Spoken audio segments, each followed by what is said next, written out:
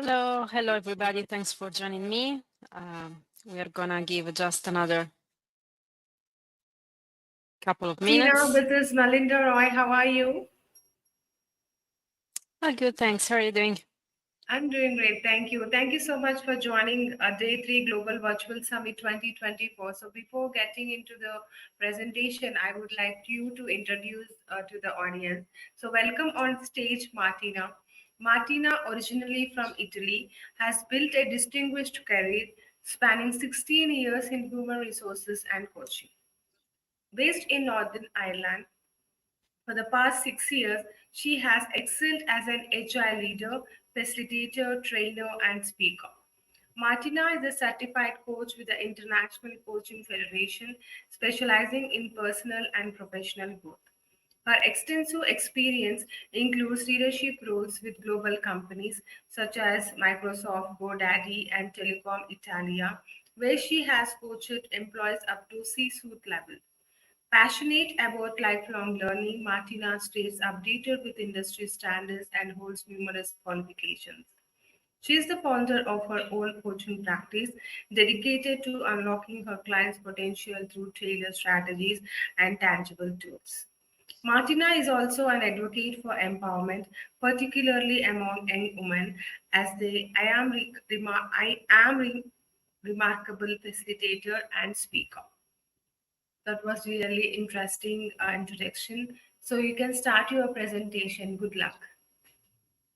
Thank you, Melinda. Thank you very much. I'm gonna share my screen.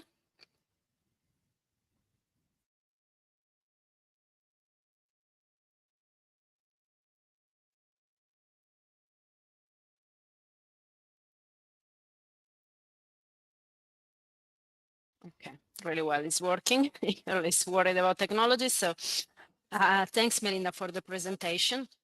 My talk today is about women empowerment, and the title is Growing Skills and Finding Purpose. I want to start sharing with you some numbers just to make you understand the situation now of the women in the workplace. So on a global level, 42% of all professional positions are held by women.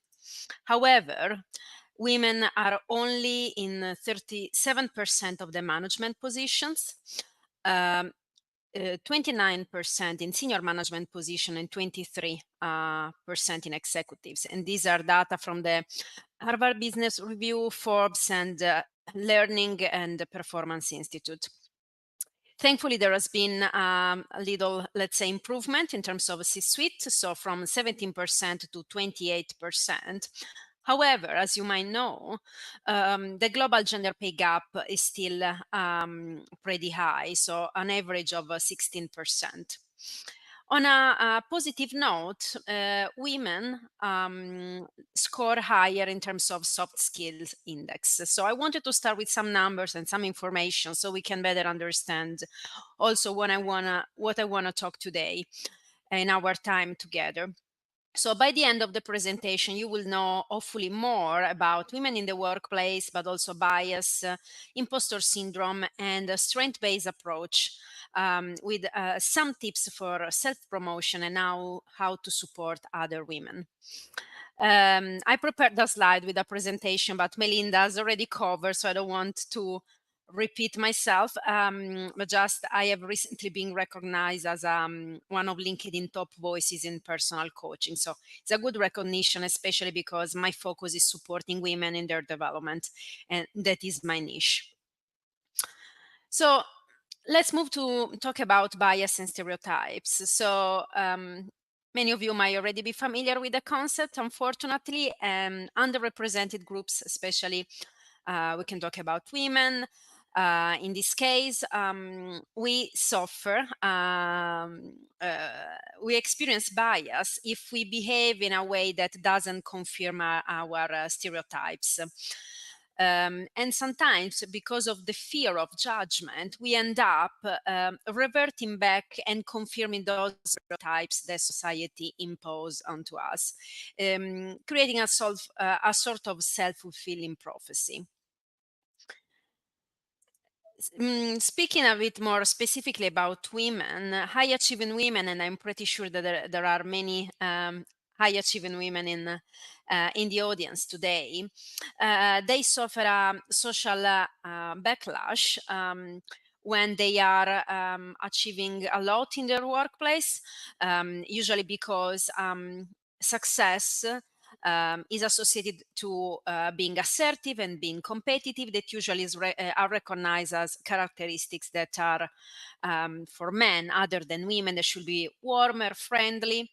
How many times have you heard kind of labeling women that are successful with terms like ice queen or ballbuster or aggressive or opinionated? I don't know if you have the possibility to kind of use some reaction in the chat. If yes, you can um, maybe put a thumbs up. Not sure if works as Zoom, but I'm pretty sure that this experience can be similar and shared by many women.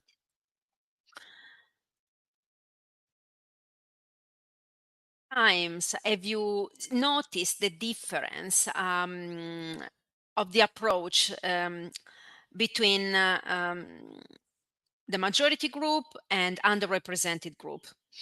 So, for example, a white man, um, they are judged by their potential, while underrepresented categories, like for example women, they are usually judged by their proven accomplishment. So we need to prove ourselves. We are not given the benefit of the doubt. We are not trusted until we prove our value. And this is called performance bias. So we need to be aware of that. And we need to make sure that being aware, we challenge the bias, we challenge the stereotypes, and we support other women. Something that I want to highlight before we move to the next slide is also intersectionality, because I am talking generically about women. However, not all women live the same experience. And for example, women from the Black community or from the LGBTQ plus community or with some disability, they have different layers of marginalization that add up and can intersect and exacerbate the oppression and the discrimination. So again, we need to be aware also that yes, as women we are underrepresented and marginalized, but we are not all the same. And white women, for example, have privileges in comparison to black women. So we need to be aware and support that as well. Something that I want really to stress today, so if there is something that I would like you to take away from today, is probably this. How many times have you heard that women are more affected by imposter syndrome than men? How many times have you heard in a job description when we apply for a new role, a new job, if a man has 3 out of 10 skills required in the job description, they apply anyway, while women tend to apply if they have at least 7 or 8 skills out of 10. But this narrative is not really clear, because we kind of hear that women are less confident, and this is a kind of an intrinsic characteristic that women have. Actually, is not true. Uh, this imposter syndrome, this insecurity, is not a genetic intrinsic characteristic of women, but we are socialized in that way. So why we feel more insecure, why we feel imposter syndrome, why we ask ourselves more than sometimes men ask themselves, because we are first of all socialized and institutionalized since an early age to follow the rules more than men. So if I don't have all the skills required in the job description, I'm not going to apply, because I haven't been taught that. So I haven't been taught to follow the rules. Um, Also, there is a lack or a limited representation of women in powerful positions, and when a woman gets there, usually they are more under scrutiny and criticism. And also, there is a limited heuristics, which means that other than in the last couple of years when we are starting seeing different researches, usually for many centuries, all the studies and the researches and the books have been commissioned and carried out and interpreted to confirm the traditional mainstream male predominant perspective. So it's also difficult to find studies where we see women analyzed in terms of psychological um, strengths and things like that. So again, we are improving in the last few years, but imposter syndrome is not something that women have intrinsically. It's just an issue that is brought by society and by our culture.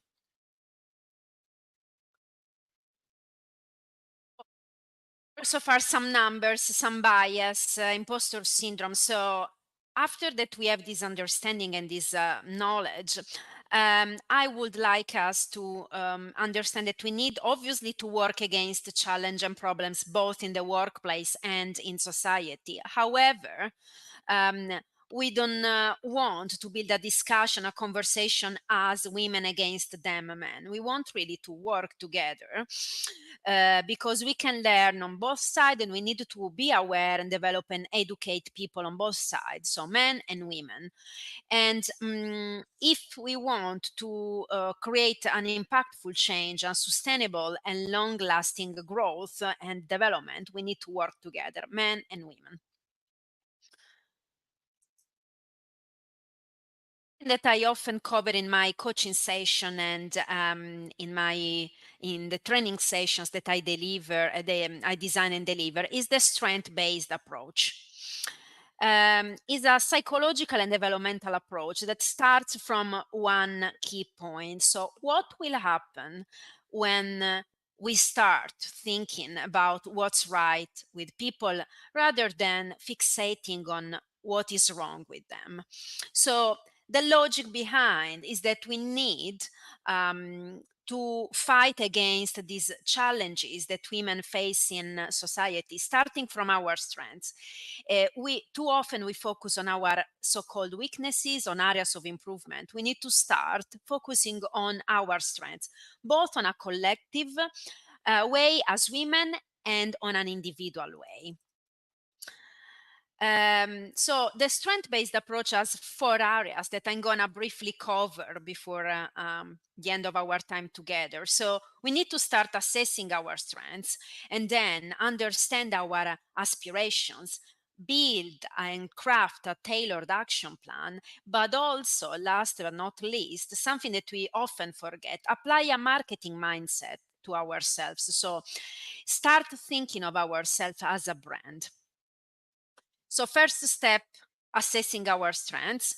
We can start from the fact that I mentioned at the beginning that usually women score higher in the so-called soft skill um, quotient, let's say.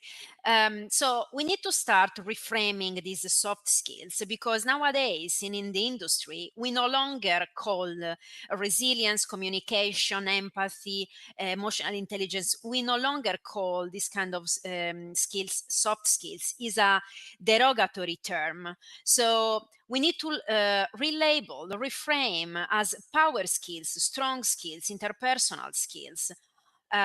Because are extremely relevant nowadays that we work in a remote global environment, and also are called human skills because are those skills that are setting us apart from artificial intelligence, so they are going to be every day more important. They're also called business skills, professional skills, and skills for the future because are applicable to any career and any position that you are working. So let's start really reframing our strengths as women. If it's true that we are good in these skills, let's market really well. These skills are not just soft skills dismissing in a derogatory way, but they are key skills, professional skills that are going to give us a competitive advantage. I invite you also to spend a bit of time in terms of analyzing your own strengths, asking for constructive feedback, maybe from other women, analyzing your strengths and your room for improvement with a SWOT analysis, for example.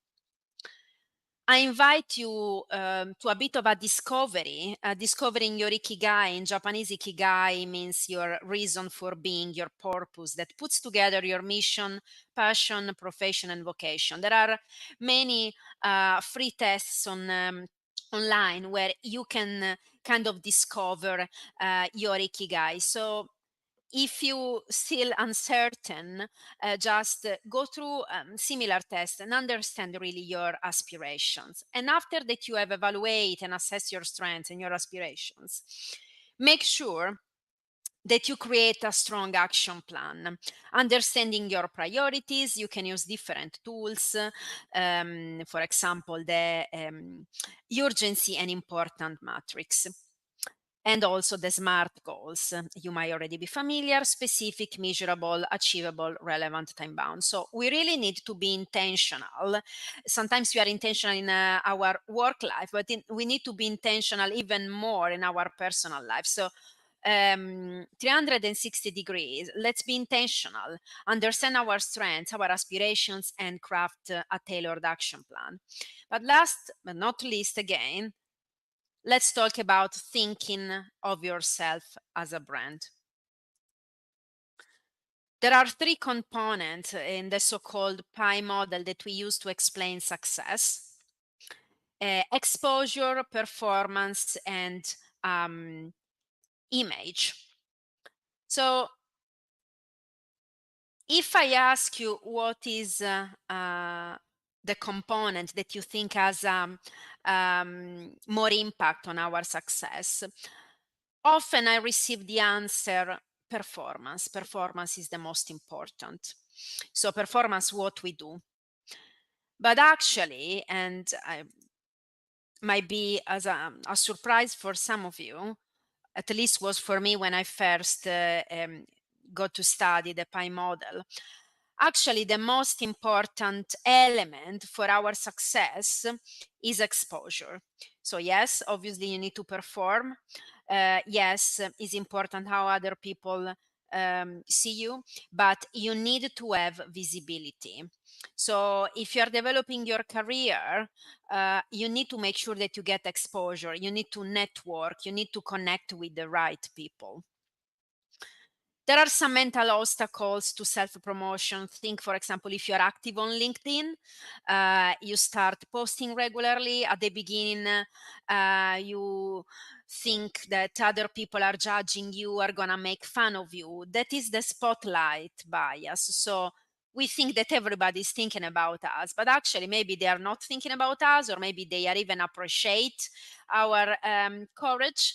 But like, we are the center of our own universe. Other people are the center of their own universe. So let's not care too much about what other people think. Often is our bias, our mental obstacle, or sometimes a cultural obstacle, because we tend to be too humble. You are not showing off if you are posting on LinkedIn something that has actually happened, an achievement, something that you have learned, a recognition, a prize. So go ahead and do that. And there is also the so-called tiara syndrome. We often think that if we work hard, our manager or someone in the company will notice us, but it's not always in that way. We don't have only to perform, but we need to talk about what we are doing to kind of market and sell ourselves as well.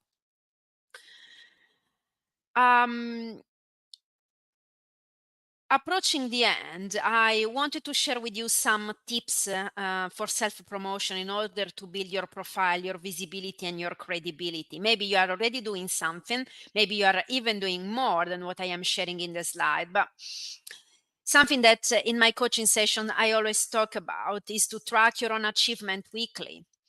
Then go back to your SWOT analysis, to your ikigai aspiration, and reassess every 6 months, for example, because sometimes our plans, our focus, our goals change. Set for yourself stretching goals. Join a community with common interests, maybe a community with other women. So make sure that you are supported and surrounded by people that believe in you. If you go through a training, if you win a prize, make sure that you share your experience and your knowledge with your peers and managers. Make sure that you introduce yourself if you join meetings, webinars. Ask regularly for feedback. Use your LinkedIn and work with a coach or with a mentor or with your manager, with any person that you think can support with your personal development. So I wanted to ask you a question, and probably you can take away the question and think about this in your own time. So, what is one self-promotion approach that I'm gonna implement from today? So, think about something that you can really do to put yourself out there and increase your visibility and your exposure. And also think, what are your strengths? What makes you indispensable? Don't be too humble. There is always something that makes ourselves special and sets us apart from others. So what make you indispensable? Think about that, ask for feedback and build on that. Last few slides, I want also to kind of go through something that we can do to support other women. Obviously, raise awareness, engage in dialogue, make sure that we educate ourselves and others from observing and challenging daily microaggressions and discrimination, to speak, to talk, to support other women, but also men, because we need to work all together. Build confidence to overcome barriers, network, mentor, and advocate for yourself and for other women, because you can be really the catalyst from yourself, for yourself and for others. Um, Last thing, uh, if you work hard and you develop in your career and you find yourself in powerful rooms, the more you have power, the more you should look around and wonder who is missing from this table. What perspectives are we not hearing? What keeps them from the table and how do we change that? So keep in mind intersectionality, keep in mind privilege, and keep in mind the other underrepresented categories. So we need to support each other. We can make the difference. Just we need to ask ourselves this question: who is missing from this table where I am finally sitting in? Thank you for listening. I think it's time now for some questions. You have here my QR code and some coaching testimonials. This is my link tree. So if you want to connect on LinkedIn, on Instagram, I am more active on LinkedIn. If you want to have a chat, if you want me to talk in your company, or just having a conversation or a coaching session, whatever, just please connect, and I will be happy to answer to all your questions and connection requests. Thank you very much.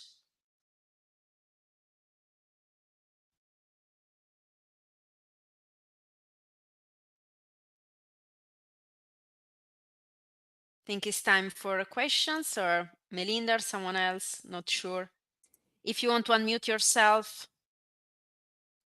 not sure how works the question. Melinda, you're there, okay.